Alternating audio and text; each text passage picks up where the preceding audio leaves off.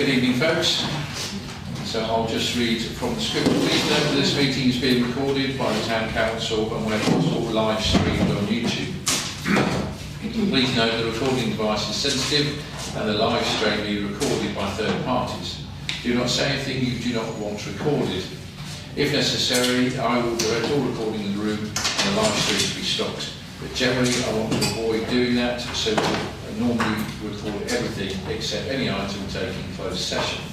Members of the public may also make their own recordings, but must follow our rules for doing so. Stopping the recording. This meeting doesn't commence until 7:15. We can't start. Oh, okay. It actually says, or immediately following the meeting of the Haverhill Community Trust. Yes, but it has to be after that. It can't start before that. Sorry. So everybody for your contribution. Well, can I just hang on, we are still live streaming. Okay, so we do need to stop it. I can't stop the live stream. You can pause the live stream, but No. Any resisting show sheets? It will not start as we have this before. Okay. So should we vacate the room in case anything's picked up until then? I don't know, I thought we could start. well, it's only fine. Do you know any songs you can sing? It's always one. There's so many. I'm It's happy, always one that's late. I'm happy to vacate the room with you if you want, because I can go. Well, I'll take the opportunity then, as it is live streaming, but as it's been a year and the next meeting will be starting next May, I'd like to thank everybody because it's been a fabulous year. I've had some fantastic moments and lots of people have been very supportive. And it actually has been interesting sitting in this seat because you get to see things very differently. And so I would like to thank you all because it's been a very, very fabulous year. And I do apologise for getting my report out incredibly late today, but I was shouting at my laptop a lot because it wasn't doing as I was expecting to. I did expect it to read my mind and follow what my thoughts were saying, but it wasn't doing so. I would like to thank you for your fabulous med. Obviously, Only you and James clapped, everyone else thinks it's rubbish. I think narrative is the right word, you know. Med Just bear in mind it's still, is it live streaming still? Yeah. I don't think it's even started. Did you change over the thing from last night? it's been on streaming all night. So we're definitely not We've live also set streaming. up a plan. John, are we definitely not I'm live just streaming? Okay. That's saying anything to any sense. Yeah. I don't see the footage, you get kind of sweet. You have to have previous needs to go.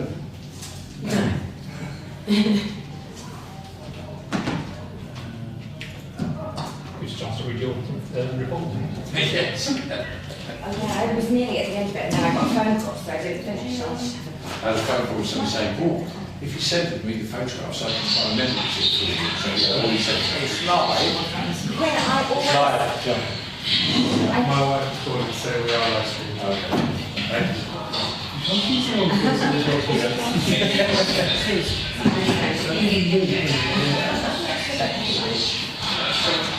So According to the, please do not say anything, do not record it. Sorry? Is it So don't need to start all over again. No, you've done that. Continue. Apologies. Take a couple of minutes.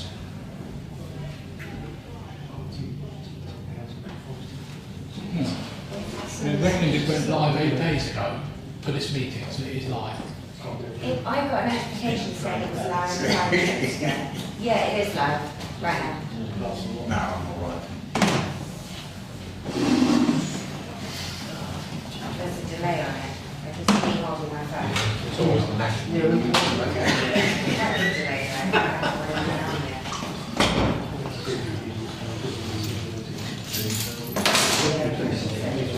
Yeah, there we go. There's a delay of about 2 minutes, but it is live streaming. We are on YouTube. We're watching yourself on YouTube in a few minutes, like a minute. I'm on the opposite arm. Yeah, we've had that one before. You're going to touch your phone? John.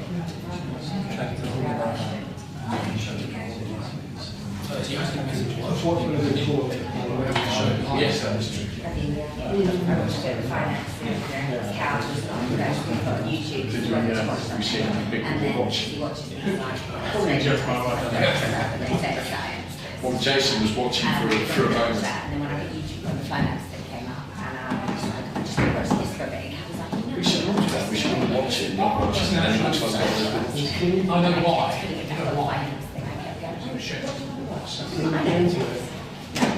Yeah, he's the news that Colin was talking about, so past. I was talking about afterwards, so we're not. Cal said something funny about you, so which I'll tell you later.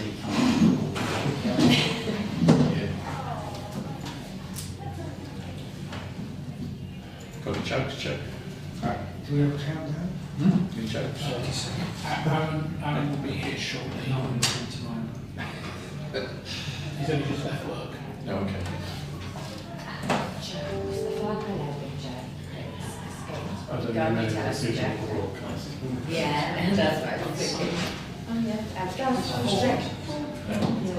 And that's. Okay, we've already done the gambling and the recording script, so we'll move on to apologies. Any apologies for absence? Chair, with apologies from Councillor Furman, Councillor Hammond and Councillor Such. Okay. Point 2, declaration of interest and requests for dispensation. Nobody? Number 3, minutes of the Town Council meeting held Monday 23rd of March 26. Can I have a proposer, please? Thank you. And a second by the Speaker.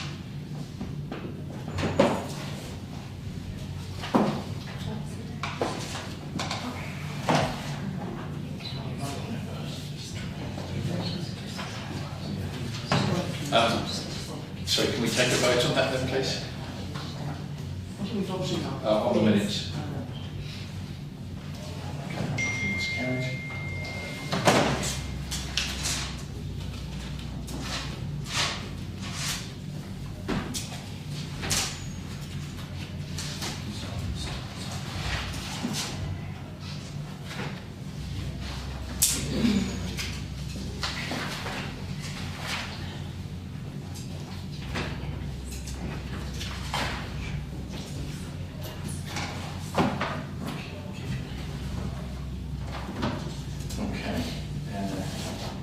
Any matters arising from the minutes? There is 226.35. The floor training is confirmed for the 22nd. Are you free for visitors? Oh, absolutely. All right. Yeah. You finished Community Trust? Yeah. Oh, yeah. All right. Yeah, we're Yeah. live. Well, we started early and then stopped and slowed down. Oh, We're live. sorry? We're live. Anything else from those minutes? I think so.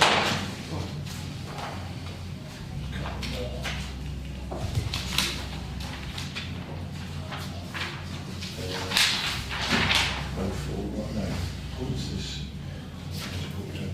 Yeah, so this isn't something discussed at this meeting. It was an action point for the deputy clerk to put something on the energy and sustainability, and that was done. Obviously, you weren't able to make that meeting, so it'll be held over. Yeah. Clerk engaged community liaison officer to contact the school regarding applying the active travel scheme and we're back to another meeting. Yeah, so that's still work going on, and the IT policy is back to this meeting. And 642 is also still work in progress. Okay, so that's point 4. Okay. So point 5, public reports from district and county councillors on issues pertinent to Haverhill and public fortune. Can we go straight to our police report? Oh, yeah, thanks for the invite. I'm so sorry I'm late. I was told to arrive at 45. No, you're fine. You're Oh, fine. so as long as that's all right. Yeah, and to be honest, we've not gone very far. Oh, There's wonderful. lots of Oh, good. evidence. So there's not going to be coming in late for the sake of it. Yeah, lots and lots to talk about. I'm happy to take questions after, but obviously the two biggest things to update you on is you're probably all very aware from Facebook, etc., etc. the guy riding around on the dirt bike, causing lots and lots of issues. Lots of reports from members of the public, lots of crimes. I'm pleased to say, you might have seen on Facebook, we managed to arrest him, charge and remand him to court, and the court further imprisoned him. So he's in prison for a period now on court remand until the 30th, when he appears in court again for a plea hearing. And if I can convince the magistrates, he will then have a court order in essence, meaning he can't do certain things with vehicles, which just gives us a bit more power. And the other thing to update you on, really, probably one of the biggest things is, I know I emailed Mr. Paul about the incident on the railway line, the weapons job where someone got really, really badly hurt. Some of what was on Facebook is absolutely incorrect, as you probably would guess yourselves. Someone was injured, they've got grievous bodily harm injuries in hospital, which is very serious injuries. That's been investigated by various CID. But early indications are, certainly from the information I've seen, from what I'm aware of, the weapon involved and the circumstances of it, is that there wasn't someone running around with a sword. That was a call made with good intent. That's not malicious in any way whatsoever. But from the information I've seen and got, it was absolutely not someone running around with a sword at all. However, I can see why that was perhaps mistaken. Councillor Mason. Just firstly, Jack, thank you for all the work that you and your team are doing. I was talking with Tim Parsons the other day, and he said that Suffolk is now the second lowest recorded crime figures in the country, which is testament to the work that you're doing. And the frustrating thing for me is public perception regarding, let's say, trial bikes is why can't the police catch them? And of course it's like bubbles, you squeeze them on, and then they pop up somewhere else, and it's very, very difficult. So I think it's a huge win. I'm hoping that the message gets out there that these bikes can't be ridden on roads and paths and green spaces, because they are an absolute menace. I've had a lot of correspondence from residents, very frustrated, very angry. And of course there's that black BMW that I've spoken to you about, that seems to be using the new relief road as a drifting, bizarre times of the day. And I think, you know, court cases, you know, if CPS can actually bring about charges and prosecute, then I'm hoping that that message can get out, because at the moment it kind of feels that people, or some people, are choosing to wantonly break the law. But thank you for the work that you and your team do. Thank you. Yes, Councillor Smith. Just a couple of questions, please. First one is, I saw on Facebook, and it may be incorrect, but that assault you were talking about, Yes. was it a race hate crime, or? So it may well have been, but some of the issues around that is, or some of the way that's worded is, if someone perceives a crime is because of their ethnicity or some sort of protected characteristic, that is recorded immediately as a hate crime. So that's the way it's recorded, but then obviously the challenge is you've got to fill that gap between the allegation and proving it was motivated by racial hatred or something like that. And that's the challenge now, to prove that. So whether it was or not, it is not immediately known at this time, but it's been recorded, it's been investigated as that. So yeah, there's definitely a chance of it, but I think it's probably a bit too early to give a lot more details on that, because I don't think we have at this time. But it's certainly been treated as that, put it like that. Okay. And you also mentioned about the dirt bike. Yes. Is it just this one main offender, or have we got a problem with several offenders in town? Because it seems to be something that comes up quite regularly when you look at the social media sites, and I didn't know whether it was just the one main offender or there's other issues. Yeah, so that's a good question, all fairness. So it is something we've had issues with for a long time. Myself and Joe have done or Councillor Mason have done a great amount of work on it. It is various different people. However, the ones which have been on Facebook recently causing a great deal of issues are confined to that one individual. Certainly the recent ones, because when I had a look at all the jobs before coming out, and we've linked dozens and dozens to him. So this time around, in my opinion, from what I've seen, I'd say it's the same individual. Yeah, but I think, it is an issue. There's no doubt about that. Okay, thank you. Councillor Mark, Mary Martin. Sorry, to carry on from what Councillor Smith said, I was travelling along Burton End, just opposite the new development on the left-hand side. Mm-hmm. Yeah. I was overtaken, this was last week, midweek, I was overtaken by, I'm not sure if it was a dirt bike, I'm not quite sure what that is actually, Right. but it was, he overtook me and then swerved right out onto the other side of the road. He also had a child as a pillion passenger. The guy driving the bike had a helmet, but the child did not. So this may be another guy that's doing the same sort of thing. This was really, really dangerous. He weaved in and out, and at speed as well. It's obviously the same, you know, there's more than one, definitely. Incredibly dangerous behaviour, there's no doubt about that at all. From the information I've got is that the individual you're talking about is one and the same. Is it? But that's certainly the way I understand it. I have to be very careful about what I say because obviously it's an ongoing court matter. Yeah. But that's certainly the way I understand it. Yeah. Thank you. Councillor Mason. Yeah, just two quick questions. Firstly, is it my imagination or has there been an uptick in burglaries recently? And the second thing is, across the country, shoplifting on the high street is an issue. And I just wondered whether you had an update regarding our high street and whether local businesses are responding or talking to you about it. So it's interesting you should say that because each police sector now, so obviously Haverhill, Sudbury, Bury, so on, has had one officer on their community team allocated to be, in essence, a shoplifting or a theft from shop spot, which stands for single point of contact. So that now is me.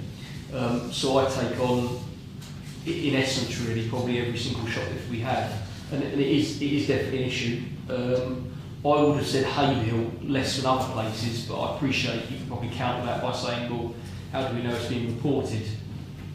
But what is a constant source of frustration, certainly for me, is when you look into it and you investigate it and you request the CCTV, there are certain shops that look extremely bad at getting back to you with it. And obviously without CCTV, even if you've got people who are saying they've seen it, which you can certainly follow up on, if you've got CCTV and it exists, obviously that needs to be obtained and that needs to form part of the investigation. So I find that very challenging. But it is an issue and it does happen, certainly in the high street and in other places. And as regards burglaries, do you feel there's been an uptick or is it just my imagination? I wouldn't say there's necessarily been an uptake as such. I mean, but when we talk about burglaries, this is where sometimes the conversation goes into other things. Because when most people say burglary, you'd think of someone going into someone's house without permission, taking stuff. But when we record burglaries, believe it or not, you record it as a burglary if someone went into a shed and stole tools out of it.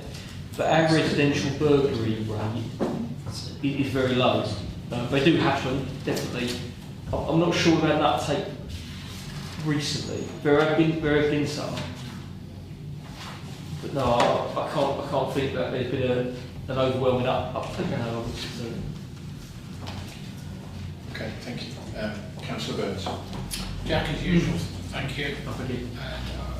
I'll talk to you about last night as well, not tonight. Oh yeah, that's fine. Yeah, no. I meant to have sent it out, but I've been in Cambridge most of the day.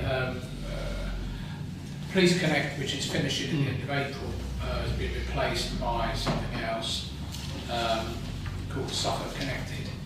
But they obviously issued a press release same time I announced it at Chief Constables, leaving in September, whatever it is. But they showed the across Suffolk percentage changes. So as Jack was saying, robbery and burglary are not the same thing.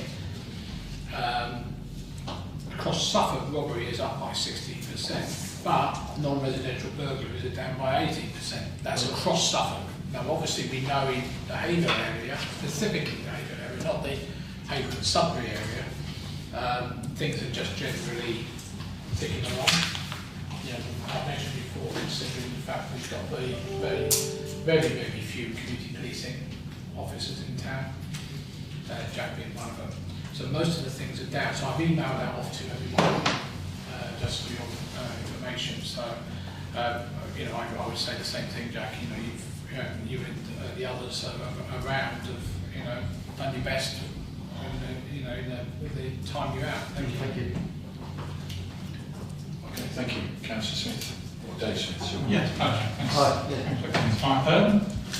I don't know if it's an official policy or not, but with shoplifting, it always seems to be that the police don't attend if the value of the theft is under a certain amount. Is that correct? And I've also heard that they're reducing that amount. If that's the case, how much extra work do you think it's going to make for you? Yeah, I think that's a really good question actually, because I see that a lot, and I honestly don't know where on earth that's come from. So I'll give you some examples. Recently, I know the number quoted or the price quoted in the press is £200, but I can honestly, hand on heart, say that I've investigated many recently where it's been well under that. It's been baguettes and food items well under that. I think what someone's done somewhere along the line is, without boring you too much, there used to be a way of disposing of shoplifting. I was called a penalty notice for disorder, which you could do at the time, there and then, and that was under £200. But this stuff about not anything under £200 isn't investigated, I can promise you now, is absolutely incorrect. Certainly in Suffolk and Haverhill, don't know about other places, but the vast majority of ones I've investigated have probably actually been under £200, if not all of them. So yeah, that's a great point to raise. I don't know what's happened. The knock-on is if people do believe that, like shops believe that, they're not going to report. No, indeed. I mean, in general, I've got a really good relationship with the vast majority of shops. I think there probably is a little bit of underreporting, but I think there probably always has been a bit of that. There probably always will be with a lot of crime types. But I think in general we're moving in the right direction. Something else which I'd like to add, if that's all right. We have tried quite a few times now. I don't know if anyone talks to anyone in Bury, all the shops have got like a one-day town link. So everyone in essence used to have a radio and like to sign up, and the whole idea was that you could reach police quicker than if you run 999 or 101. And there is a new sort of modern day version of that, which is like on a data protection worthy sort of WhatsApp. It operates the same way. And we visited 44 businesses in the town, trying to get people to sign up to that. Admittedly, there is a little bit of a cost. Only 4 replied, and we also put a Facebook post out, probably perhaps a month or 2 ago now, asking about that again. And What's it called? Have you got a name for that sort of system or whatever you're promoting? It's something like Street Safe or something like that. But yeah, and as I say, no one replied to that either, sadly. So that's something, because how can we say that we'd like funding for it if people on the face of it don't wish to do it? Is there something, so I'm thinking of 2 points and I'll come to Councillor Jones. Is there something that you think, particularly the point that Councillor Smith raised regarding the minimum value, is there something we should be, and yourself should be pushing to try and remove that myth? I mean, is it worth putting stuff with us to post it and yourselves posting stuff to try and remove that? Because I do think it's a valid point. If people think that, okay, it's not going to even be investigated, that is something we need to ensure isn't the case. Yeah, that's a great idea. I could certainly liaise with our media team and send something and put it on our Facebook as well if that's helpful. I think it would make sense to try and start debunking that. No, great idea. And in terms of the radio safe, is there something, if you think it's a good scheme, is there something we can do to support that? I suppose if I send you sort of a copy of what I posted out on Facebook, I don't know if you have any interest in putting that out on more social medias as well. Well, I mean, we can do that, and if individual councillors want to then do that, we can do it, but that could come via my colleague first of all and share the post, should we do that? Yeah, brilliant, no worries at all. Yeah, thanks, I can do that. Councillor Jones. you. Just on the point you just said, which is why I raised my hand, but that also might be good if we're putting something out on social media saying, you know, you can report shoplifting even if it's a small amount. That will also be seen potentially by the shoplifters, and it might actually then deter them if they know that even a small amount. So I think that's good in both ways.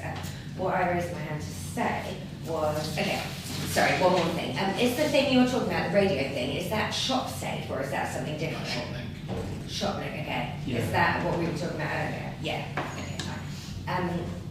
So what I raised my hand to say was that a resident in my ward has recently had a burglary which they believe was racially motivated, and I'm going to go see them on Friday because they wanted some support. But I just wondered maybe if there would be maybe a chance that I could speak to you before Friday, just sort of find out what's going on with you guys so that I can let them know. Is that possible? Yes, definitely. Yeah, I'd be very happy to look into that. Sorry, silly question maybe, but it has been reported to the police. It has been good, reported, okay. yeah, Because sometimes we get things like that, they haven't been. Yeah. If you, no issues at all, I can look into it and certainly give you an update. Cool, thank It'd you. be very helpful if perhaps when you get time you could email me with a crime reference number or time and date, because I'll probably be a struggle about it. But Yeah, I'll email you tomorrow. yeah, thank you, no problem. Excellent. Any other thoughts? Councillor Burns. Now, I want to re-emphasise shoplifting is still going. We have shoplifting radios here. Bury particularly uses it a lot. The big problem has always been with it, and I was involved in it many years ago with Les Scott. Yes. When we installed what was then the latest version in hardware, obviously hardware, and unfortunately they turned it off after about a year, not knowing what it was, because the management changed. Anyway, that's the problem. It's a good system, but even back 20 years ago, it was extremely difficult to get shops to sign up for it, particularly the big boys. Yeah. Because they just take shoplifting in their stride.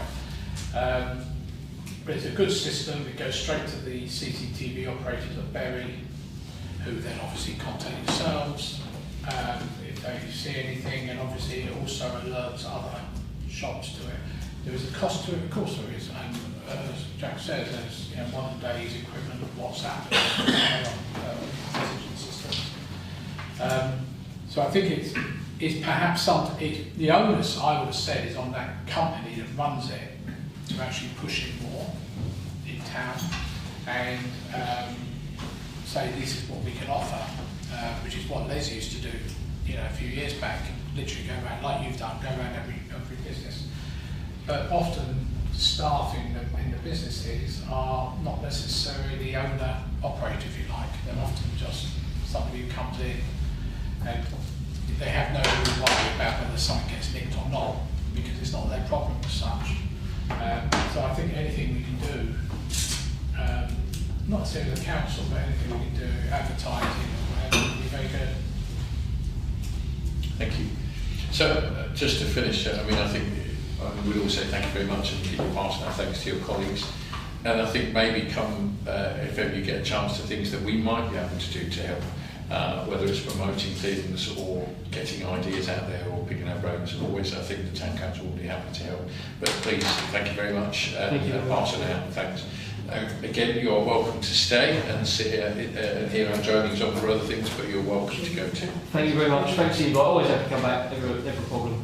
And I look forward to your email. Thank you. Thanks, all. Thanks. Okay, moving on to part B. Unfortunately, Alan's not here. You often says stuff, but obviously, Tony, you're another key part in that. I know I am, but not a key part really, like yourself and Alan. Anything to comment on the app? Nothing further to update at the moment, unless Colin's got any updates. But I did see something in the media the other day, which was quite surprising, around that they're trialling cycling paramedics in Cambridge to improve ambulance response time, which I was quite surprised about, because obviously Cambridge's got the best response times in the region, and obviously you'd think that they would sort of divert resources towards a place like Haverhill, which it hasn't. So yeah, that's quite surprised to see that. Sounds quite Victorian. Yeah, exactly. Yeah. Well, if it means they're lucky Cambridge, yeah. So all right, thanks for that. Yeah. Moving on to C, County Councillor's report. Thank you. I do have a couple of updates. I haven't written a report in light of next week's election. I think it's bad form to take it too much time.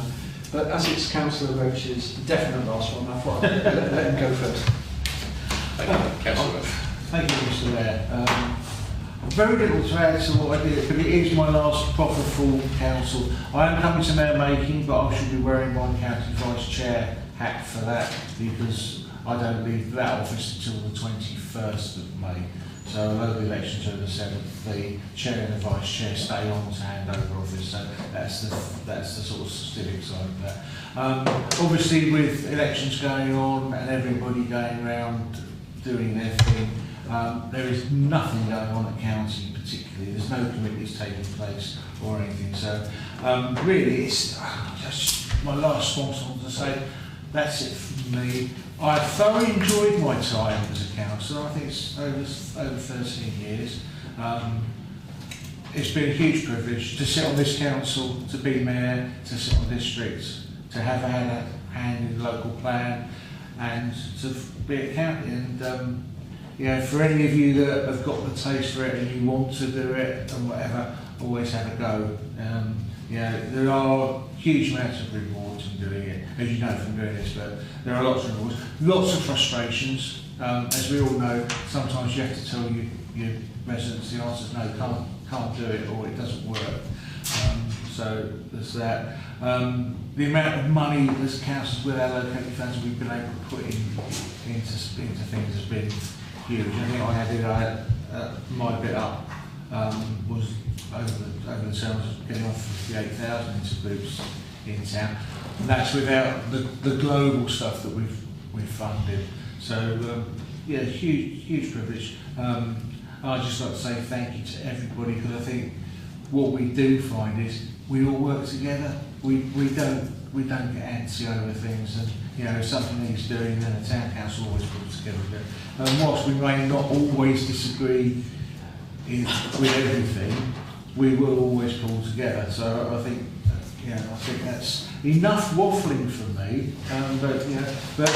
But thank you for putting up with me, and I've enjoyed it.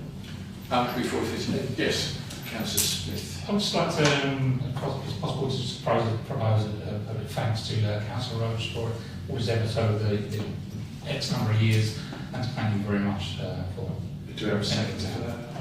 Councillor Mason, thank you. I appreciate that. Any other things that anyone would like to say before Councillor Burns? David, as usual, it's been a pleasure, as they say, over the years, and I appreciate your time. If you're hanging around in town, we do have town council elections next year. Yes, I know. But one downside, I wonder if you wouldn't mind a swan song before you do eventually go, to find out what's happened about the resurfacing of Chalkstone Way.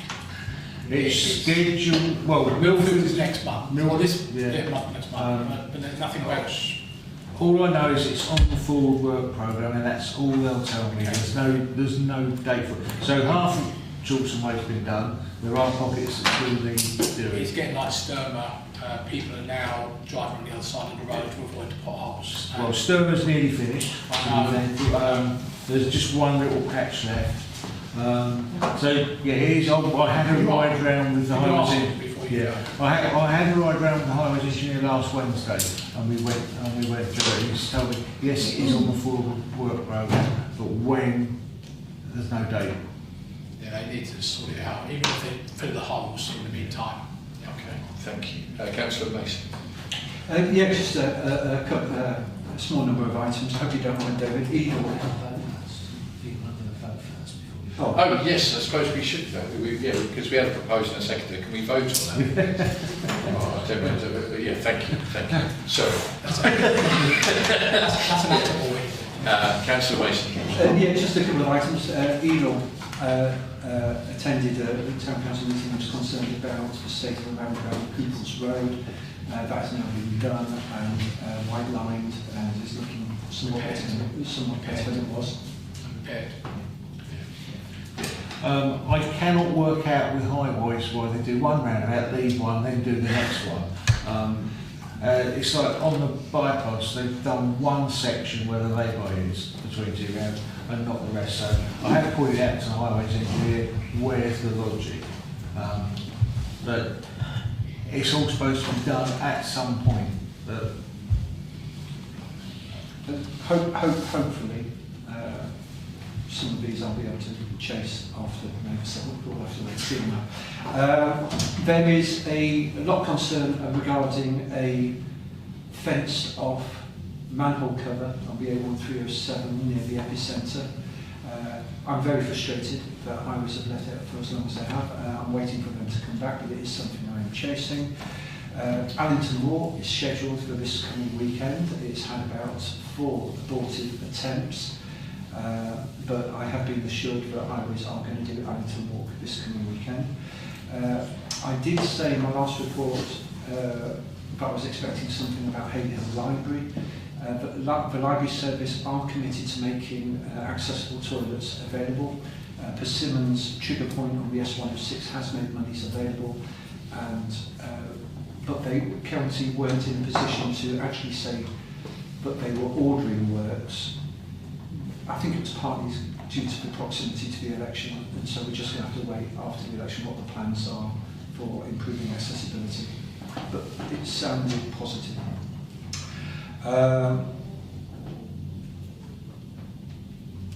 Met with Colin and Haverhill outside Burton End School regarding a solution to the parking problem outside the school. There's a lot of cars parking on the grass area. I thought that was going very well. There isn't a solution provided yet, but Colin, I don't know if you want to talk.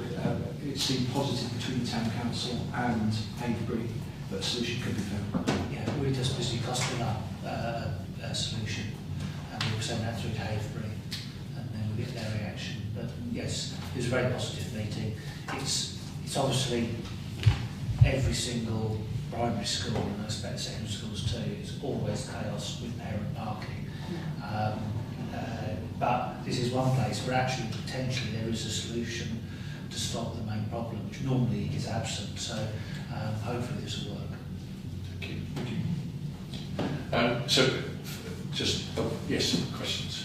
Sorry, they're not really questions. I just have something to add to that, which is that Active Travel are introducing a scheme like a bikeability, but not introducing, but they're extending it to some of the schools to try and get the kids like biking, and that also is going to happen.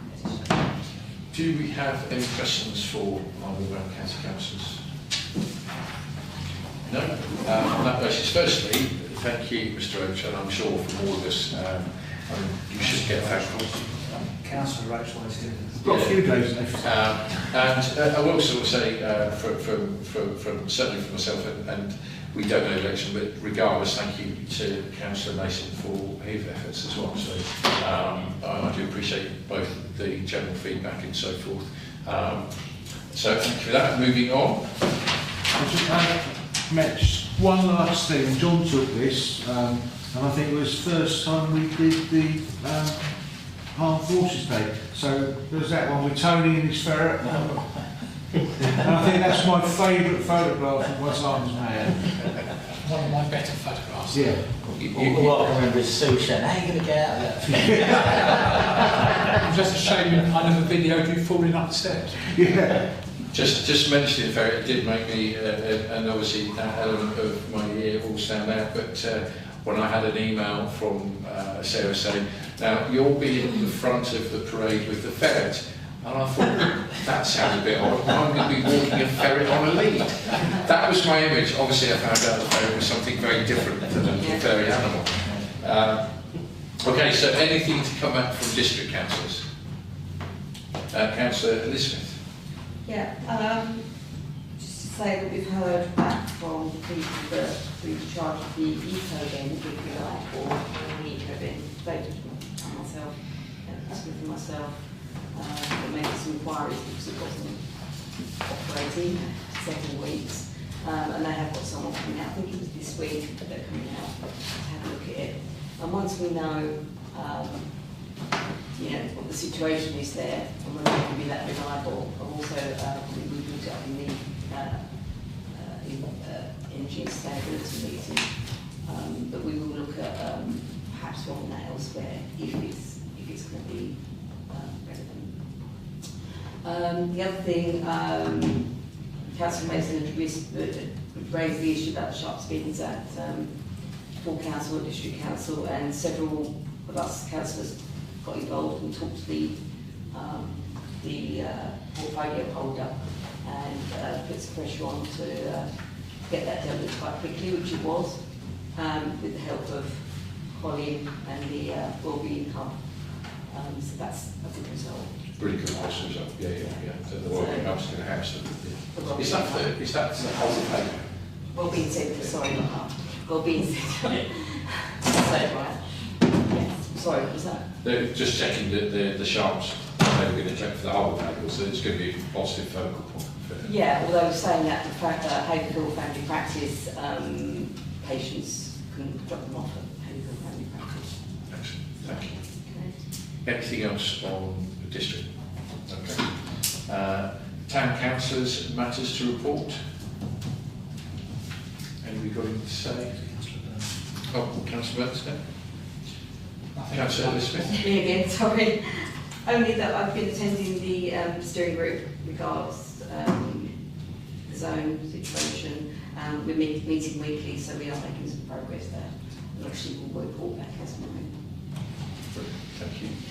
Okay, we haven't got any members of the public. What? Councillor Burns reported anything to say? Oh, do you want to say something about your report? No, not particularly, no. People read it or phone people and all that. Does anybody want any comments on Councillor? Actually, I've got one general question, and it's about the Willsey site. Yeah. There's quite a lot of noise, and it's more for the public record, really. Quite a lot of noise about tree felling and the regular pulling down trees. I know there's a commitment to a 10% net biodiversity net gain, but there's been quite a lot of unrest amongst the community regarding the amount of trees. Do you have a viewpoint on it? Because I know it's something that you've been involved in looking at. It's not Midrow, it's Law Homes. It's part of the new development that they're doing. They've got approval for it. I asked the council about it. They said they got approval to do it. They have cut down a lot, but we probably didn't think 10 plus years ago that was going to be cut down first. But it's all to give them access into their site from the new Spline Road. Wasn't it also stipulated by the County Council highways around there would be extra access for those vehicles? So I think that they didn't actually want to do it. They were told to do it. I gather, maybe not. Okay.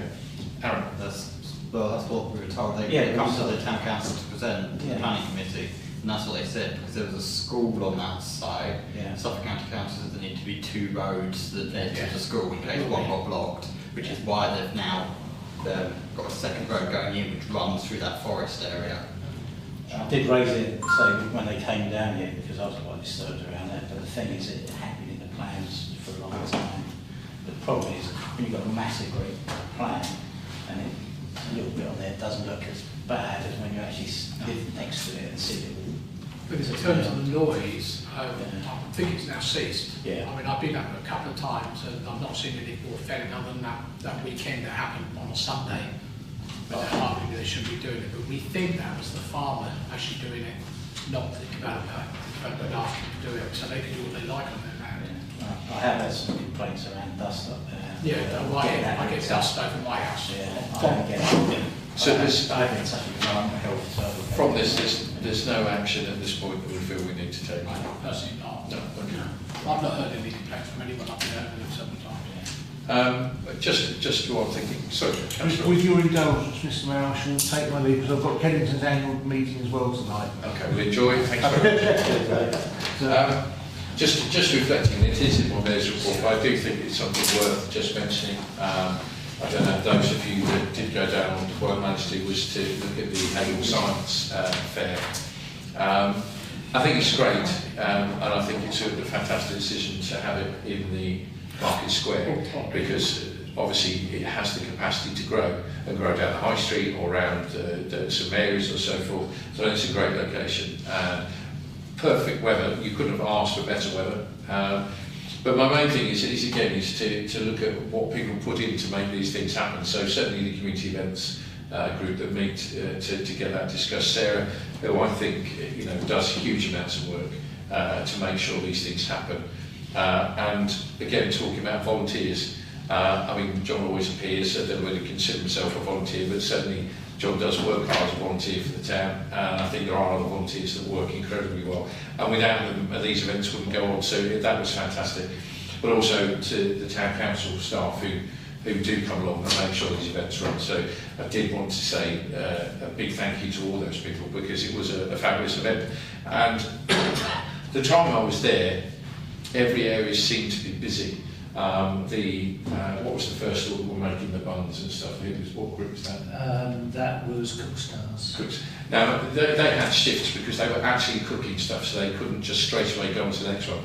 But when they were busy, everything was busy. And I feel, what a great thing for us to have, and what would be great though, to see it grow. And the seeds are there for it to grow. And so I was so excited, and we had Dr. Kevin. Oh yes, the sort of man going around dressed in science-scope. He was fabulous, and his words were, and I don't know if somebody was standing, so it might have been, I'm not sure it was one of the town council. He said, "What do you put in Haverhill's water?"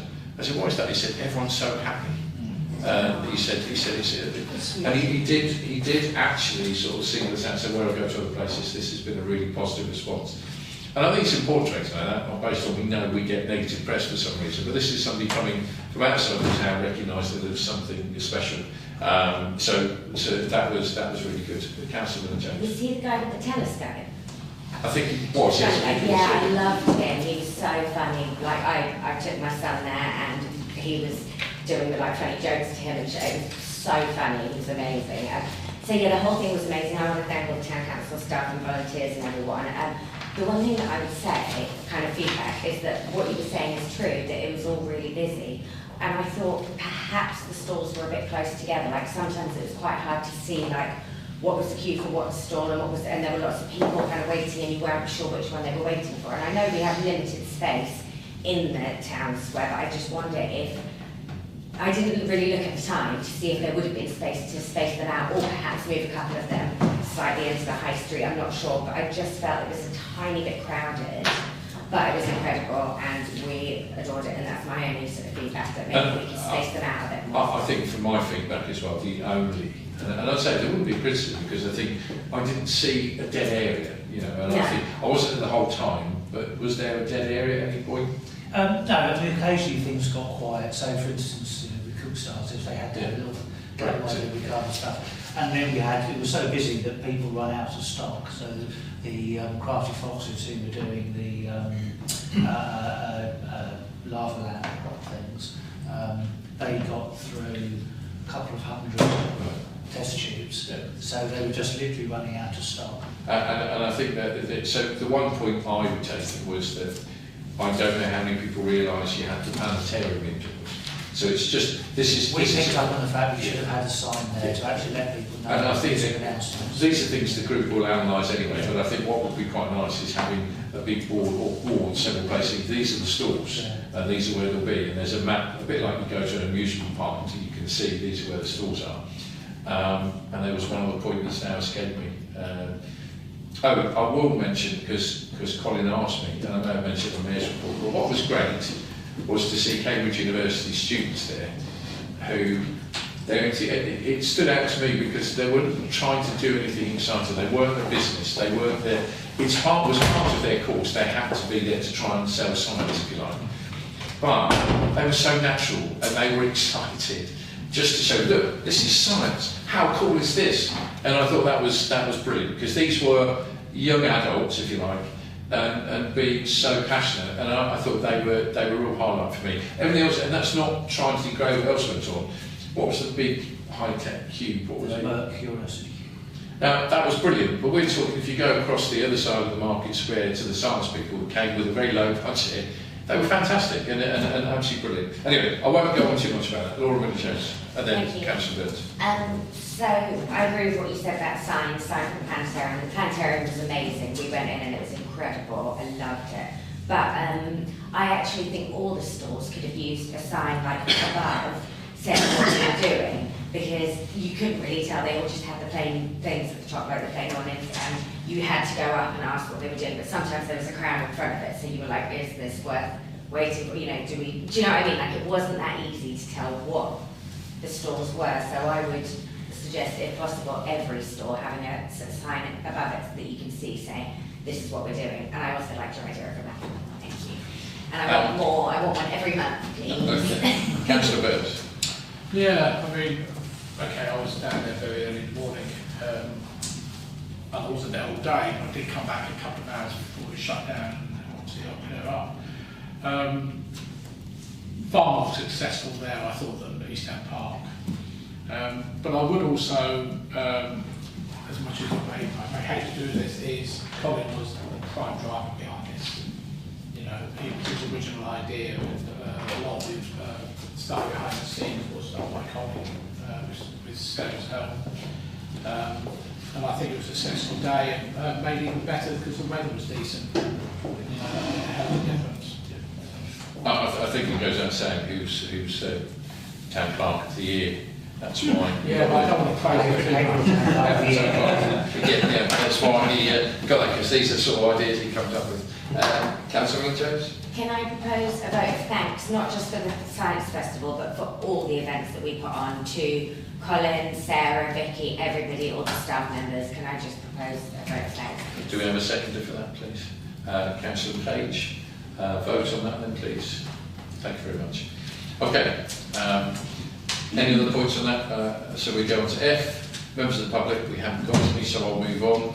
My mayor's report, I won't say too much. What I will say is, for me, a personal thing is the fact that going to the Malayi Hindu celebrations, where they celebrated Easter, Ramadan, and Vishnu Easter and Ramadan, what a fantastic celebration, recognising themselves, three religions. But they just treat you so well. I mean, I couldn't commend them more as a group. They looked after me. The first time they met me, they didn't realise I couldn't do hot, spicy food, but they gave me 2 meals this time, so they came armed with lots of water and lots of serviettes, so they looked after me.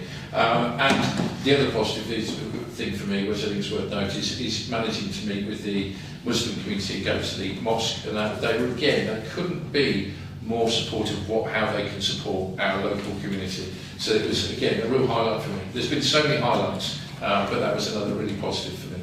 But thank you. Any questions on my report? Thank you. We'll move on. Okay, number 7.1, Haverhill, report from the clerk, board meeting and wellbeing hub. So the report from the clerk, obviously you've already mentioned the community day for the Science Festival, which is a One Haverhill event that's led and organised by the Town Council.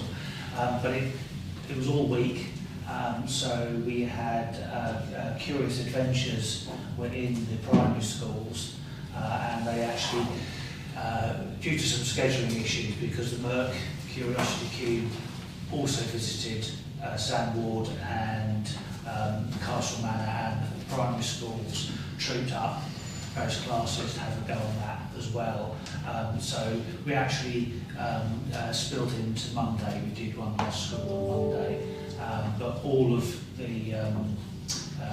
you may have noticed in the room when the Labour group are having their meeting down in the Bowman room, that there is a book for every child, every primary school child in Haverhill sat there, and will be going out to all the schools. That's a mix of the Science Festival and the National Year of Reading contribution that's going on.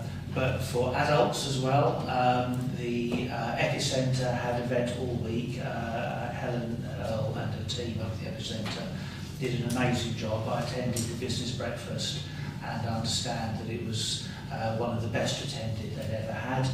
And a really interesting talk from a Haverhill company based at the Epicentre that is already seeing its product taken up by supermarkets such as Marks and Spencer's, etc., producing packaging that prolongs the shelf life enormously to try and cut down on food waste, etc. That's a Haverhill-based company doing that.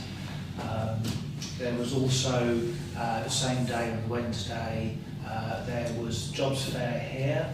Over 190 people attended that, so Jobs Centre Plus were very pleased with how that all went. And then we had St Mary's Church hosted a talk by Reverend Dr. Alex Shannon. I forget the name right, I'll make sure it's right in a minute. I apologise if I got the name wrong. But that was on patterns in nature, mathematics, etc., which was absolutely fascinating.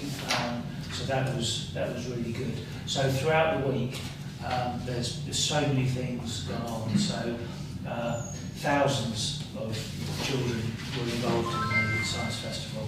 Thanks to all those other people. It wasn't by any means just me or just the Town Council doing it. So many of the partners of One Haverhill came together to deliver that, so it was fantastic. Just on that basis, we've said a lot of, can we say thank yous? Is it again worth saying to us thank you, a letter from us, thank you? Because this is great, that what this has done from an idea is now spreading across the town. And I think that's great. It's part of the plan, it's not... Yeah, but it's working. And so I will send out thank you letters straight away. The board meeting report, the councillors here who attended that meeting, it was relatively focused. We had some people from health talking about the West Suffolk Alliance. I think if there's anything else particularly that came out of that.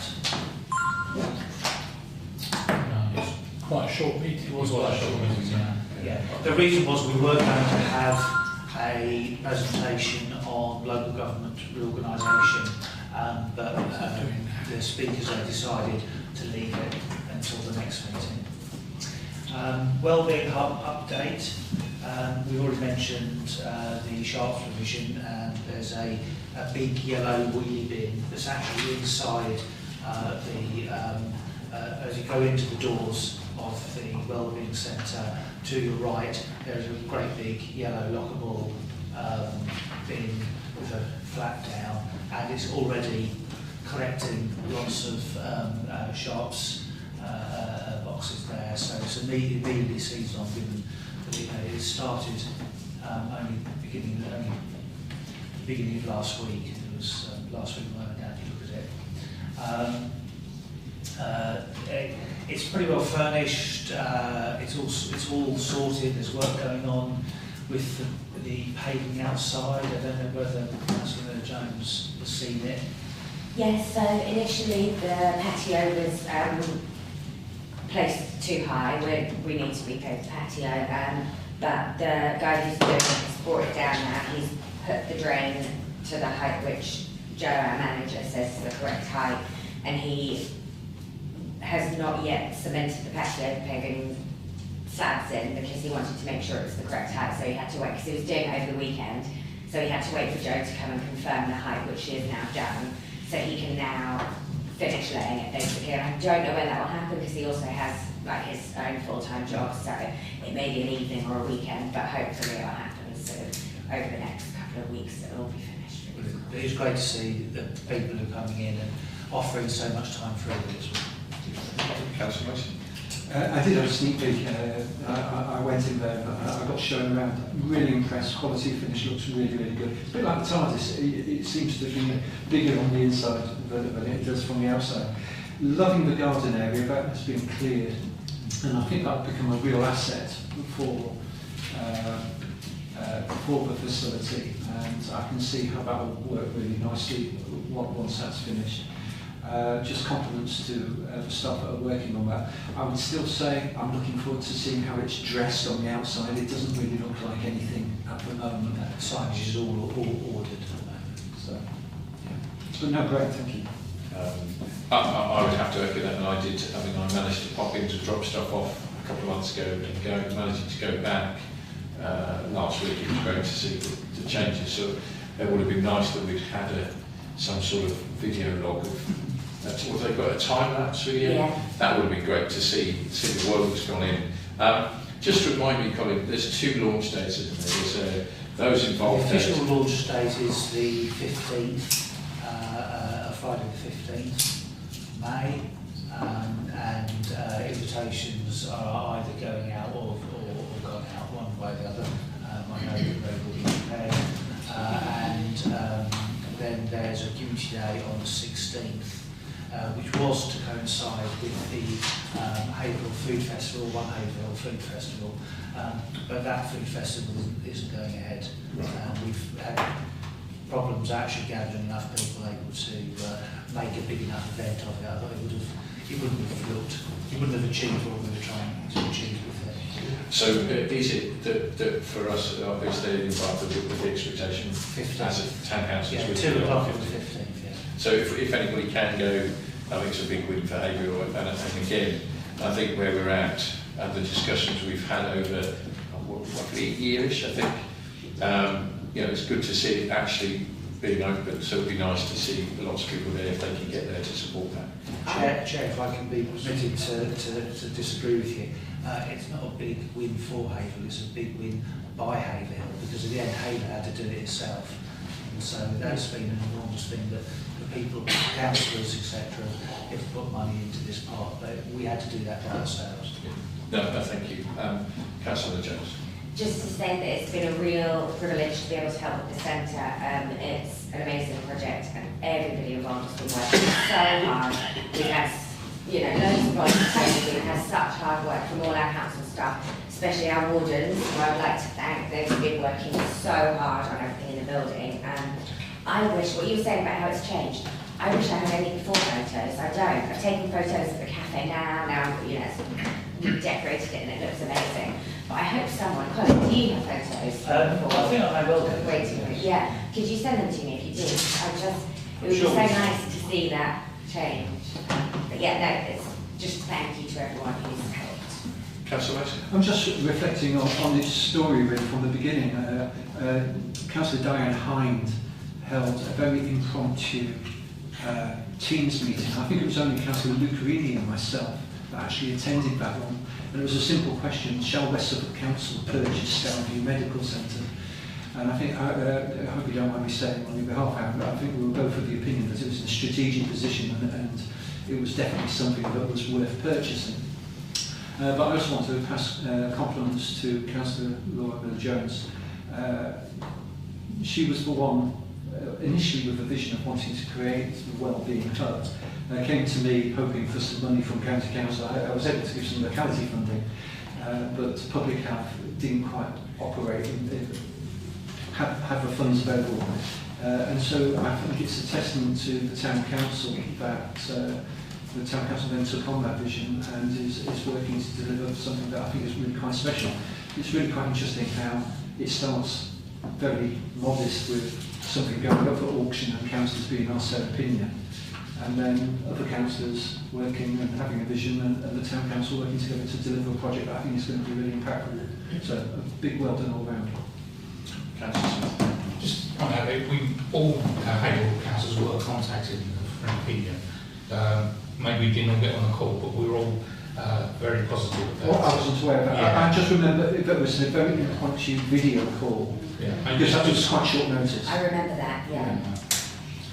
Okay, so just to move on, and I think I would echo what Councillor said, and a real vote of thanks for Councillor Jones. I'm sure nagging effort of people to make sure things happened, but it is appreciated. Okay, moving on to item 8, financial matters, to authorise the payment list below.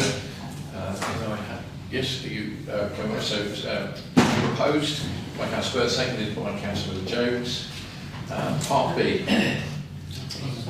Oh yeah, vote. I should need to vote. Thanks for that. All in favour, please. Thank you. Okay. So B, to confirm the payment of the unspent funds from the mayor allowance to the mayoral charity. What do we need to do? Only need to vote. Are we happy, can we have a process that we're happy to move those funds into the mayoral charity? Can I have a proposal? A seconder, please. Councillor Page. All those in favour? Thank you very much. I appreciate that. And obviously that really will help, again, sunflower harp would be brilliant. Seek grant applications over £2,000. We have one to consider. Families Suffolk Together to consider grant application of £5,000 to contribute towards the continuation of the CCP Haverhill group. Any questions or points on this initially? Did you want me to say anything about it? Yeah, I think that might help. So we have, of course, been approached, and councillors have previously agreed funding for this. So there seems to be kind of a pattern emerging of them coming back and asking for more. I've looked through it. I've looked at their accounts. They have a lot of money, but it seems to go from hand to mouth. Really, it's not. They're not really. They seem to be spending pretty well through what they get in. So they're not. I don't think they're hugely in a position to do much more funding themselves. I think the only thing I picked up on was if we just go through to the funding part in terms of where they're getting money from. They need 8,800, and their funding kind of quite conveniently adds up to us exactly £5,000. So whether there is more that could come from their own resources, whether 5,000 is what they wanted from us and they've worked backwards, I'm not sure. That would be slightly more than we've given in the past. If I go up to the bit where it says previously, you can see it's been there or thereabouts, but it just grew back up a bit. Do we have any feedback on the impact of what they're doing? Yeah, there was quite a lot of... Councillor Jones? Oh, sorry. I need to make sure you're seeing that my hand's up for when... Yeah. Yeah, they do talk actually in an application form about the number of people that they see. Okay, right, it's this Councillor Jones? Thank you. So this is obviously a lot of money, and we've talked before about how we give a lot of money out, and we should probably try and limit the amount, to reduce the amount that we're paying. That said, I genuinely think this is the most important thing in the world, because we all know how important the start of kids' life is. This is talking about improving mothers' confidence with their babies, improving their mental health when the baby's very small, and then they're also working with children as they get older. Having myself, I used to work for the Strategic Health Authority on the Health Visitor Programme, and we were doing a lot of research into early, the outcomes and how they're affected by early life, and it is huge.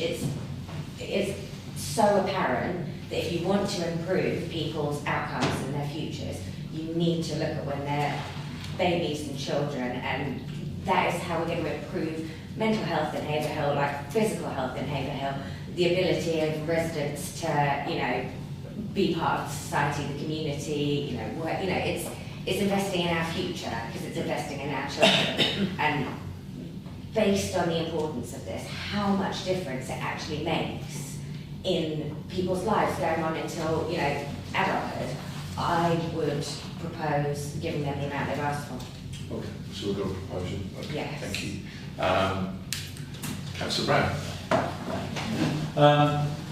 Yeah, very, very good cause. Was there any reason why they didn't come to us for money in, is it 2024? Oh yeah, it was interesting, wasn't it? It's Yeah. out in 2024, but... Yeah, 2023, 2025 this year. For some reason, not in 2024. I just wondered where they got the money from or what happened that year. I don't know. I don't know the answer to that question. Is that it? Yeah. Yeah, it's just strange that, every year they come to us, then one year they didn't. I just wondered where that money came from. Okay. Councillor Teixeira? I just wanted to echo some of what Councillor Jones said. It is a lot of money, but I think in terms of return on investment, it's one of the better things we fund. And I'd certainly be supportive of giving them what they've asked for. Okay, is that Councillor? Yeah, I'm happy to second it. Okay. Councillor Burns? Yeah, I mean, this group as a entity gets quite a lot of money from elsewhere. West Suffolk being one of them. Because I've done this in the past through the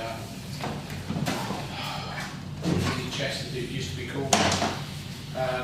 It does worry me a little bit, we've said this before, is they do not charge anything to their parents. And they talk about deprivation, all that sort of stuff, which I understand. It doesn't necessarily mean that these are deprived families. They may just enjoy going along. You know. It does worry me that they don't say to them, give us £1 a week, and then, you know, at least it's some income. £5,000 out of our budget is quite a lot of money this early on. You know, we're only talking about the first month, 12. And come, you know, next year, are we still going to have any money left? And as Collins has put up there, yes, they may spend what they get, but they do have a lot of money coming in. And you only have to look at the funds going forward. And they may be, you know, obviously, not the restricted funds, but the unrestricted funds. So it's best part of £250,000 across Suffolk, I have to hasten to add, just so we have it. I just wish these groups would say, you know, this is how, you know, they're not contributing very much of their own money. I mean, they've got a grant from the was it the lottery, I think it was. But they're expecting us to pay the vast majority, and that worries me intensely. Is there, on that basis, is there any other sort of alternatives you have? I'd like to see them, you know, say to people, you know, are you able to pay? So, just, and this is not, maybe, and we'll come to Councillor Mason in a second. If we were to put that to them, we'd like to see you trying to raise some money via this in other years, and I'll come to Councillor Jones. Or from the group, if you like. Yeah. Or the group of parents group, it's not really. That may be, it may be that could be difficult, but okay, if we take that on board and maybe suggest that that's something we can agree in a second. I'll come to Councillor Jones in a second. Councillor Mason. I'm just going to put it out there. I'm slightly different to my own suggested proposal, but we do a reduced amount of 3,000. It wouldn't mean that the service wouldn't go ahead, but it would encourage them to possibly find additional funds elsewhere to make up the difference. So, you know, that is something that the Town Council could consider. How does that work? If we have to agree on first. Well, if that's a proposed amendment, then it's going to need to be seconded. Okay. So, do we go look at the first proposal?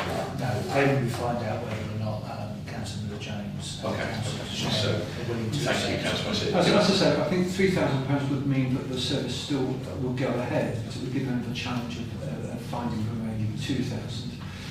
I'm only doing that based on the comments of Councillor Burns. It is a large amount of money, but we've been hit up in one go, although it is an invaluable service, which I fully endorse. I take the point. So what we're saying is, do we have a seconder for Joe's proposal to an amendment to Councillor Jones's? You'll second that. So what's the proposal? So now it's whether Councillor Jones and Councillor Shea are willing to... Okay, I so... don't accept that, Okay. because I reckon I... Yeah, absolutely. Yeah. I agree that it would give them a challenge of trying to find more money. I don't think we want to give these people who are doing such amazing work a challenge.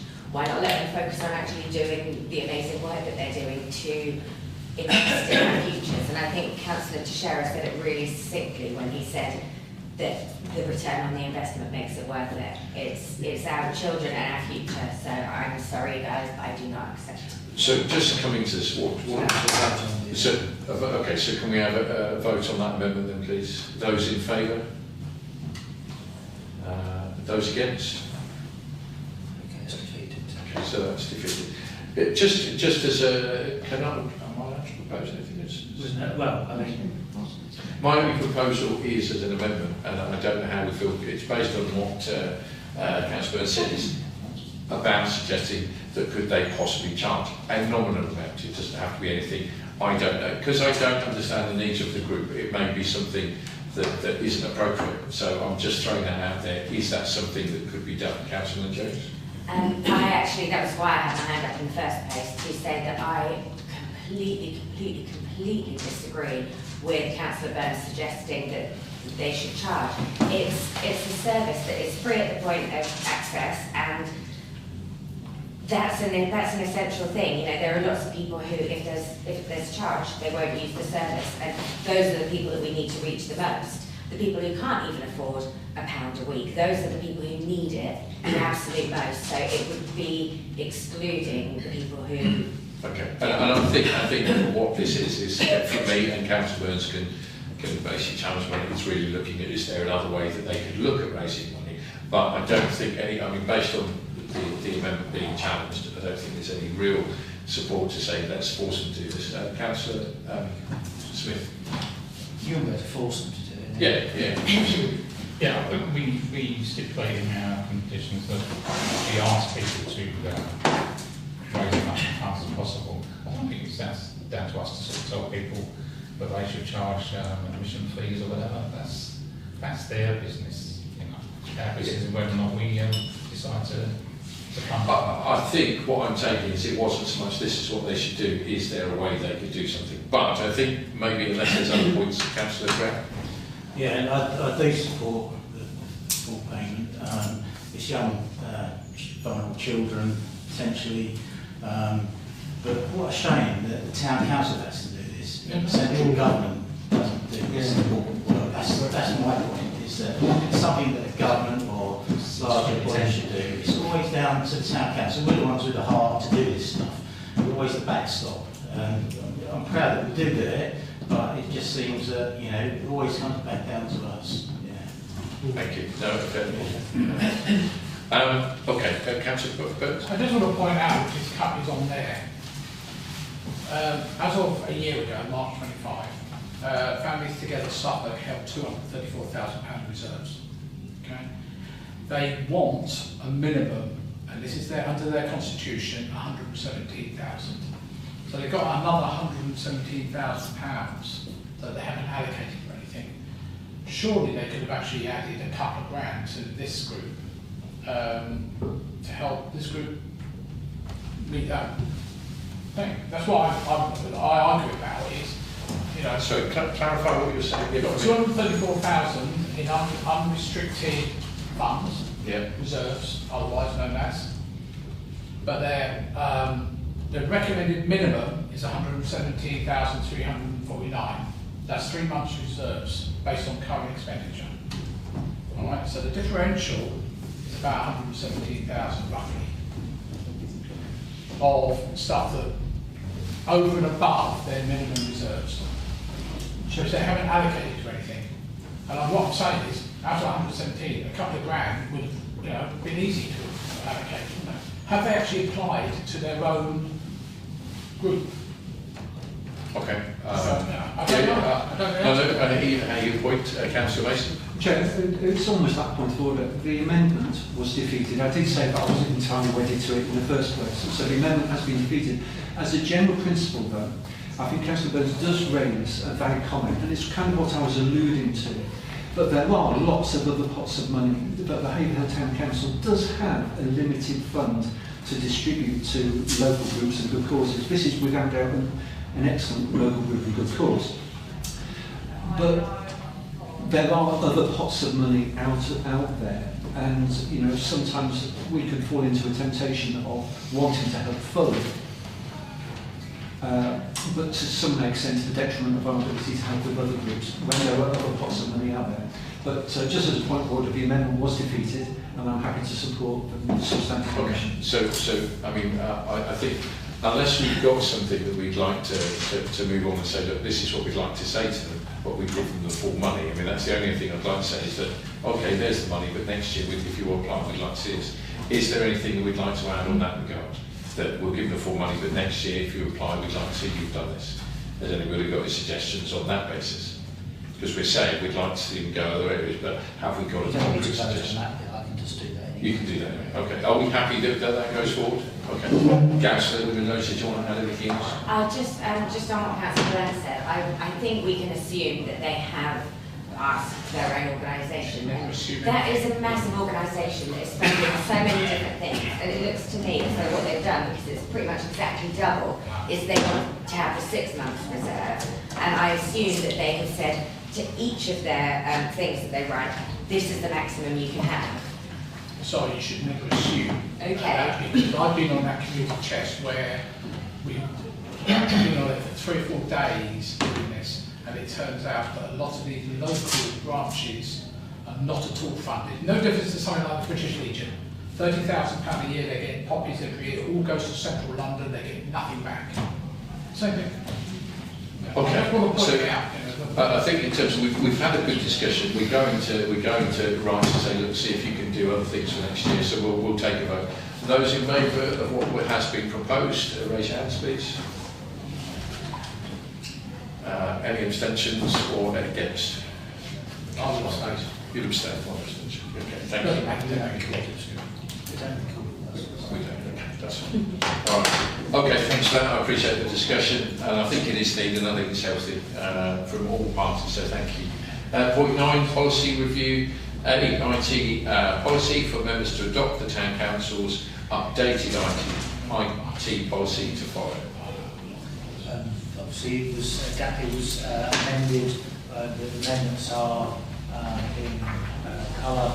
I think Councillor Greeley is the kind of author of those amendments. We're happy now with. Yeah, absolutely.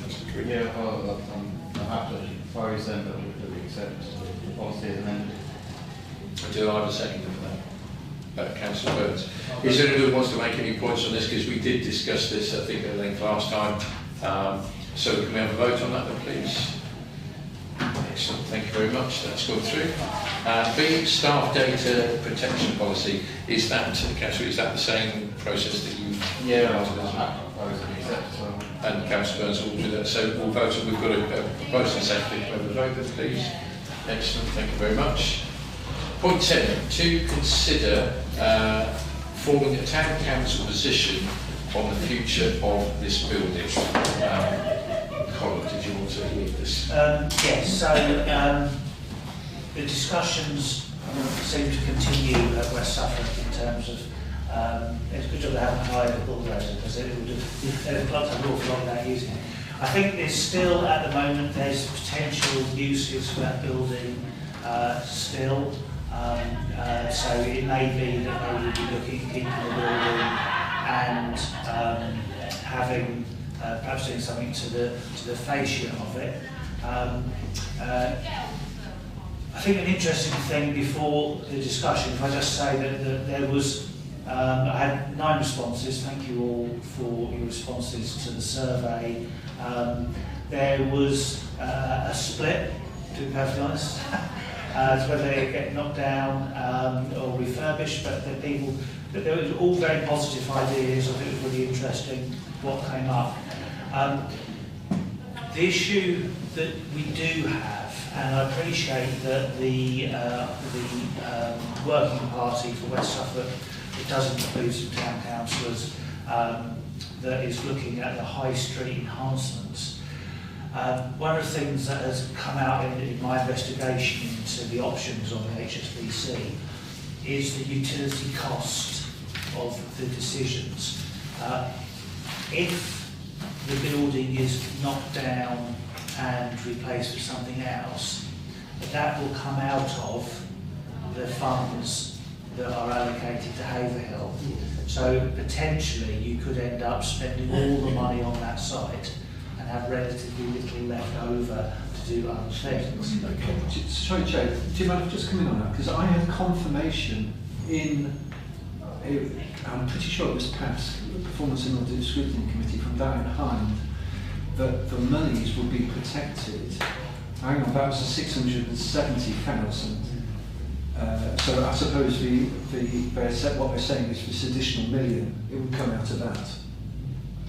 Because the commitment was for, but whatever happened to the HSBC building would not come out of 670,000 or whatever it is.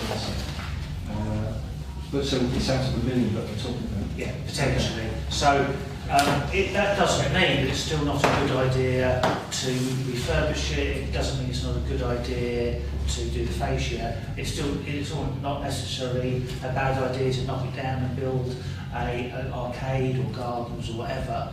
But I think it's important to bear in mind that that option would obviously take a fair slice of that money. Is that right? Sorry. So the question that's exactly here, what they've said. yeah, so the question here is whether you want to form a position on it. Okay. So firstly, can I come to Councillor Green? Yeah, I'm pretty annoyed really at West Suffolk and the Cabinet for Growth. We've discussed this at length at the High Street Enhancement Group meetings, and we can never reach a decision. And Indy was tasked with going away and actually coming up with some plans for this site if we were going to knock it down, which he never did. And from my point of view, until he actually does that, there's no point making a position on it. What does it look like? If we keep this building, what does actually happen to it? And if we knock it down, what does actually happen? Do we just end up with a big patch of kind of rubble? Or is there a plan to turn it into, I don't know, a park or some kind of shop unit or pods or whatever? So I think really it should be pushed back on West Suffolk to actually do that work and get those architect plans in place. Okay, I'm going to spare point. I'll come to Laura James. Thank you. I just wanted some clarification from the clerk on, so I may have misunderstood this, but it sounded like you said if it's knocked down, it comes out of that £1 million. Does that mean if it's refurbished, it doesn't? Or does that money also come out of £1 million? I don't know, because that wasn't the discussion. But I would have thought that the group and quite possibly the Town Council would push back very hard on that, given that it was an entirely separate project that predates the discussion about High Street enhancement. Yeah. And you can't enhance a High Street by refurbishing the inside of the building. Okay, great, okay. Because that obviously does, it impacts the decision because it's... This isn't a decision, this is... No. But it will be eventually, do you know what I mean? Or it'll be, I'm just saying that does, I mean, I was kind of on the side of refurbishing anyway, but that makes me even more on the side of that because it will cost less. Okay, Councillor Racing. Okay, so apologies for those members who are members of the High Street Enhancement Group. You've probably heard me say this before. I entirely agree with Councillor Green. We were promised visualisation plans. Just for context, I mean, I am one of those in favour of getting a wrecking ball and flattening the thing. On the basis that I once took my, Lisa and I had a meal on the High Street, it was dark. I said, how do you feel about going down some of those alleyways? We've got quite a few alleyways which aren't particularly pleasant for anybody to walk down, not least if you're female. It's quite intimidating, some of those. And there are some really quite innovative lighting plans that have been shown to us, but nonetheless we've still got some very narrow, dark passageways, which some could be closed off if the HSBC bank wasn't there. And it's called severance. So severance is about the transition of movement from people from one location, which would be the car parks, into the High Street, about inviting people in. Now, for me, it would be quite transformative to the High Street.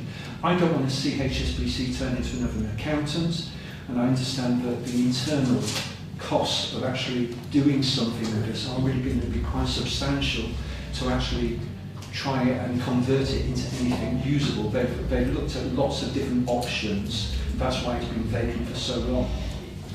And so for me, it's an opportunity to do something quite transformative for the High Street. Now, obviously, there are no costs presented to us tonight as to what the demolition costs would be. There are no indicative designs of whether there could be a pocket park or some stalls, or there's nothing that has been presented to us that I feel means that we can have a valuable discussion about our collective vision for how that severance between the car park and the high street could be improved. It seems very reductive in terms of, well, shall we keep it and let them refurbish it, or shall we remove it?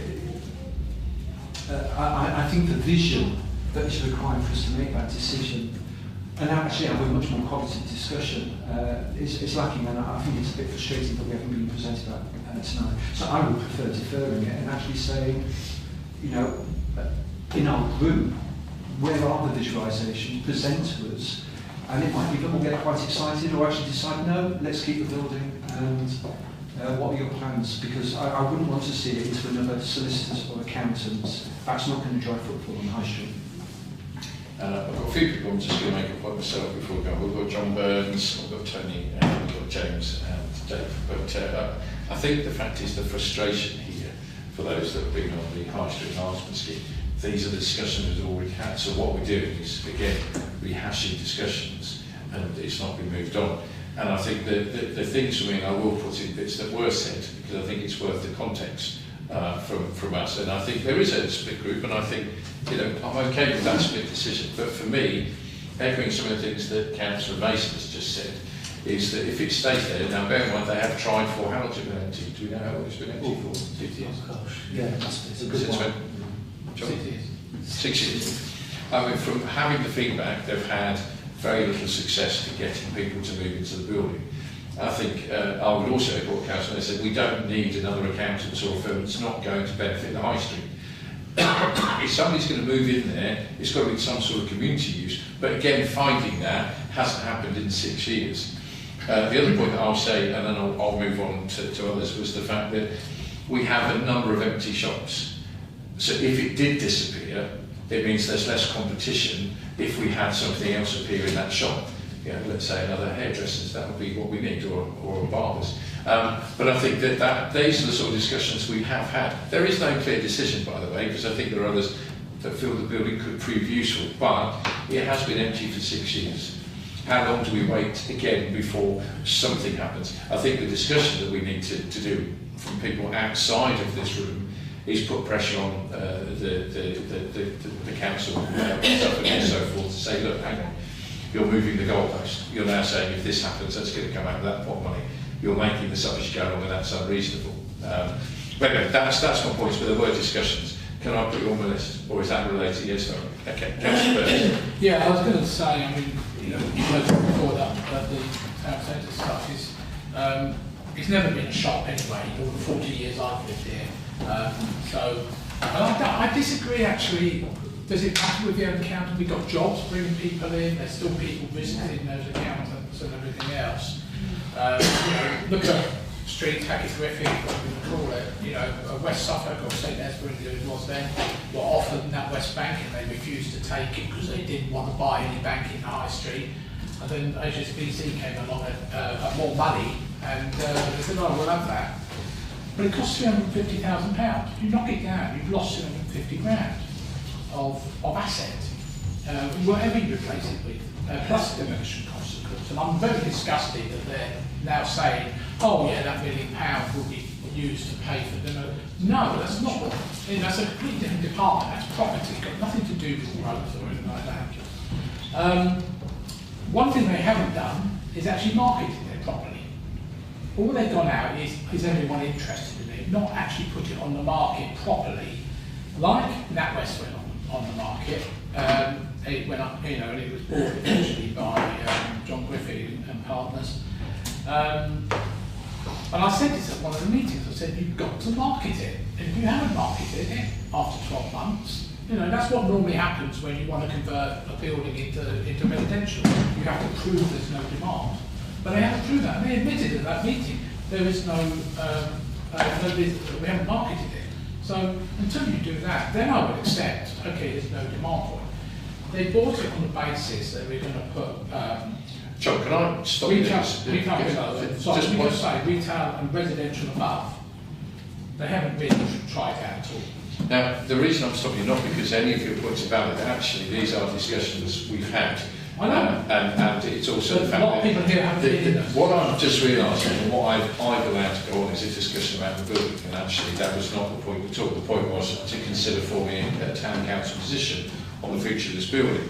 Now we've just discussed that, and actually my first thoughts is the fact that, well, we probably do need one because there is no movement forward on it. So I don't want to ignore people that's on my list, but I think I'd like to bring us back to that point because if we don't get things all, we're going to go over time and we'd have to. Are people happy if I suspend them on my list for a minute and come back to the point in hand about it being a town council position? Has anybody got a point raised that they want to look at regarding being a position on the town council? Tony? Yeah, I was just saying, I 100% agree with what Aaron said. How can we make an informed decision without drawings, costings, etc.? So we need to defer this until we get proper information. Or demand it as a position. Yeah, exactly. And to be fair, we need to say to West Suffolk, please get a move on. We've been waiting for this for years and years and years. We were promised this 3 years ago when this group started, that we're going to make these leaps and bounds around our high street, and it hasn't happened. And all we're getting now is it's going to be deferred again. So it's be another year, and it's just high street's dying. So the company's point, what we're saying is not let it go forward with this, and we defer it and come back and discuss it once we've got some further information. We can't make a decision without drawings and costings. It changes. Yeah, I just want to make a point. It's about what we're making a decision on. So the question isn't what should our position be. The question is it worth us having a position? As I read the agenda, that's the question. So that to me is a fairly straightforward vote. Okay. Chair, just if it helps, one of the positions could be that we demand West Suffolk come up with a solution as P6 years. They need to come up with a proposal that people can actually consider. Okay, I mean, again, It's just one option. Obviously, I'm trying to not waste time because this isn't unimportant. I'll come to Councillor Mason and then Councillor William-Jones. Actually, just to build up on Todd's point, actually presents us with a couple of costed options, where one that is to keep it and the other to remove it. But can I also say that if it is non-negotiable, that whatever happens to that building, if it's in terms of demolition comes out of £1 million, I would be minded to keep the ball down the path. And because under LGR there will likely be more monies available for stuff. I wouldn't want to see that. I think with the 1.7 million there is other stuff that we can do to improve our high street that will massively improve the high street, even if that building stays vacant. Much as I want to demolish it, because I'm passionate about the idea about severance and all of that, but if it's a position that West Suffolk Council are insisting on using that part of that £1 million for that works, then I'm not entirely sure I would support demolition at the moment, and be minded to keep that particular ball down the road, or can down the road, and make sure that the money that we do have is focused in the areas that we want it to be spent on. Okay. So that makes sense. It does, so I'm getting that we need some sort of proposal to say, right, let's just go with this. I mean, can I just come to Councillor Smith, who did ask me to have his name down. Is there something you want to contribute that's perhaps useful at this point, based on we've moved just slightly different direction? If you want to move on and I'll come back in. Okay. My apologies, Councillor Smith, it wasn't intended. Councillor Miller-Jones. Thank you.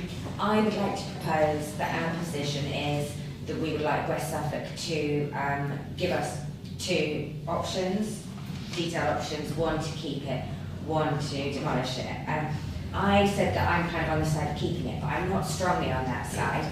The part of the reason that I'm on the side of keeping it is thinking about the sort of carbon cost, the environmental cost, because it is a waste to destroy a building. If you're looking at the full life carbon cycle of a project, we have to factor in the demolition, the disposal of the waste, all of that stuff. That is a carbon cost. It will be a carbon cost to whatever replaces it. So I would like to also request, and this may not be agreed, but I would like to request that they don't just give us the options with the cost, but they also give us the projected carbon cost of each option. Okay. Do we have a seconder for that proposal? Sorry, Chair, and carbon saving, because of course every building has a carbon carbon footprint, so it's not just costs in terms of demolition, but it's also long-term savings that, Yeah. you know. That is a very good point. Your second I'll proposal. second, yeah. Can we have a vote on that then, please? Are we in favour of that? Sorry, would people like to rehear what the proposal is? Okay, probably. You have to, and I need to go to Lou. Could she just, if I'm not back in time, maybe Take share over, the yeah, next sure, one? yeah. Chair, well, you actually you proposed this. So it was to request West Suffolk bring forward 2 options for consideration. One where the building is refurbished, one where the building is removed, and gives those 2 options with projected costs and the net carbon impact. Exactly. Oh, sorry, yeah. That's a big reading. I was like, why is no one calling it? I was going to say, they might want reminding as well when they're coming up with these 2 options that they do have a sounding group that they could come to and help develop those 2 options. Maybe we don't add that to the proposal. Maybe that's something that. Yeah. Yeah. That you can. Could it be, Councillor Burns. I'm going to argue there might be 3 because one is actually sell the building. We're talking about refurbishing or knocking it down. Well, why can't, why are we not looking at the option of selling it? Well, the option of selling it presumably wouldn't have any. They wouldn't need to sort of give us any projections. No, for that. but they should. So we know that's an but option. They've admitted at all the meetings that they've not done that. Okay. So, for me, that would be an obvious choice. So is that a proposed amendment to the proposal? Unless you want to change your. Yeah, I think I'm happy to add Then that. Then I'll be Who seconding seconded it. it? Oh, did you second? Yeah. Councillor Smith? I'm confused about this because I thought we'd already discussed this at the working party, and yeah, obviously we want to see some visualisations. I don't know, it's difficult on this. I don't know what I'm trying to say here, but all I can say it was a split view as to what we should do with this site.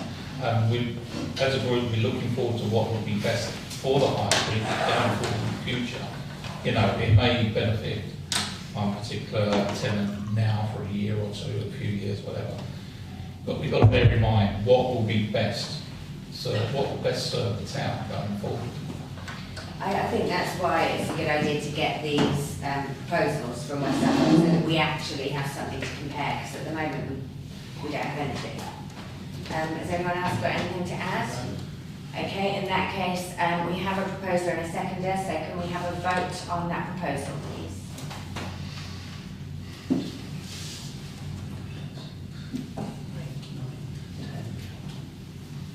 Thank you. Okay, great. And then we move on. Oh, Ken's back. You can do the next bit.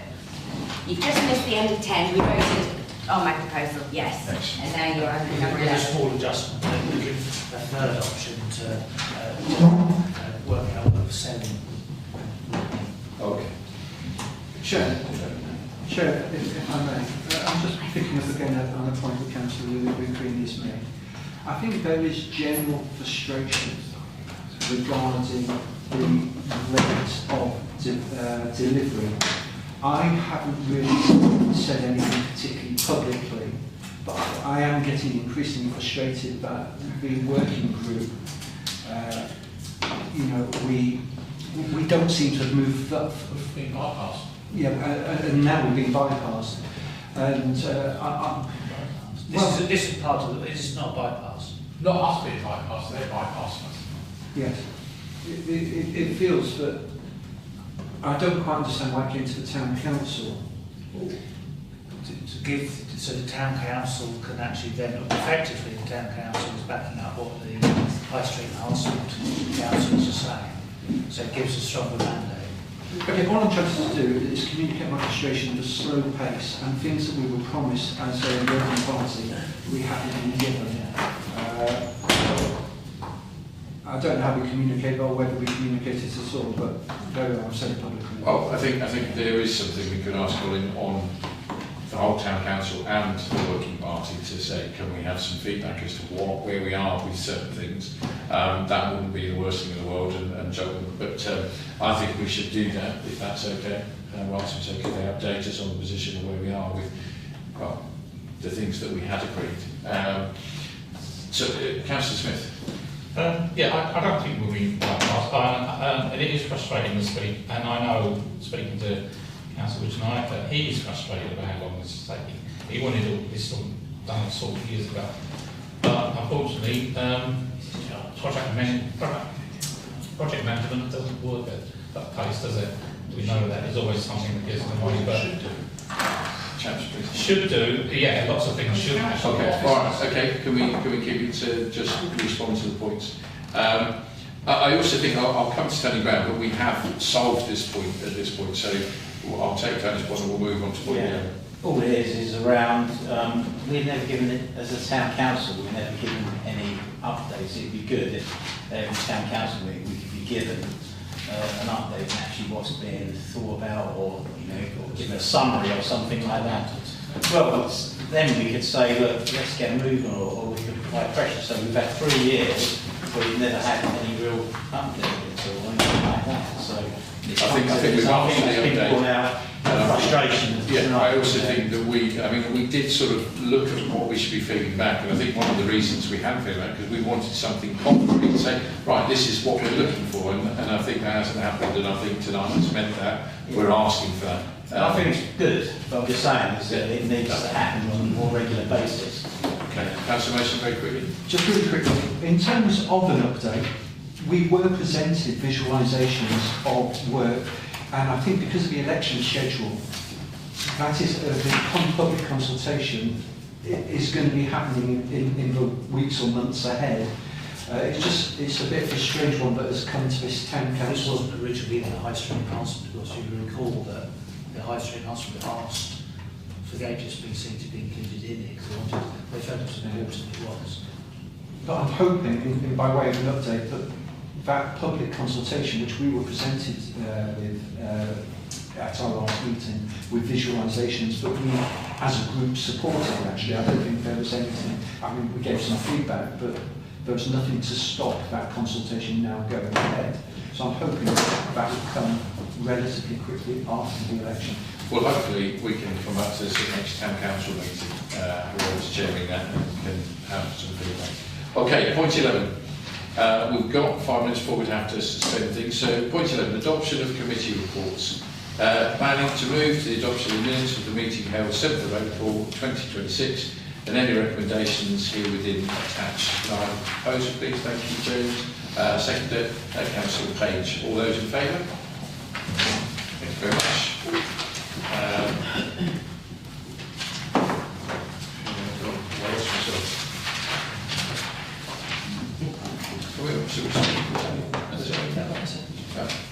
I was looking for more. Number 12, actions taken under delegated powers. None. So date of the next meeting is the 11th of May 2026, and item 14, we'll close the meeting at 8:55. Thank you very much.